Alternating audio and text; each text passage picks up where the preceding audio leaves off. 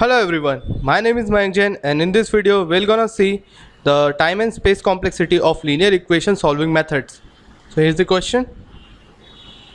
The space and time complexity of Gaussian elimination method, Gauss-Jordan method, Jacobi and Gauss-Seidel method, iterative method, where processor is one, that is a single processor is used, and we have to find space and time complexity of this various method. So we can look at this method. Here first we'll look at the Gauss elimination method. For space complexity, here we have used a two-dimensional array. Therefore, the space complexity for Gauss elimination method will be of order of n square. Since for time complexity, we have here used for loop for 3 times. Therefore, the time complexity for Gauss elimination will be of order of n cube. Same as for the Gauss-Jordan method. The space complexity is of n square, since there are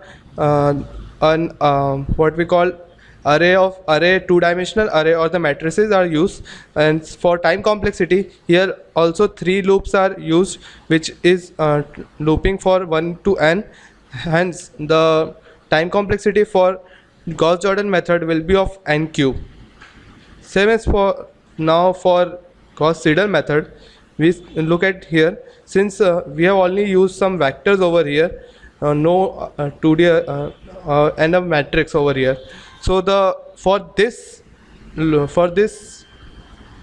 program, that space complexity for Gauss-Seidel method will be of order of n square, while for time complexity we have looped through the equation for 2 times. Therefore, the time complexity for Gauss-Seidel method will be about n of the order n square.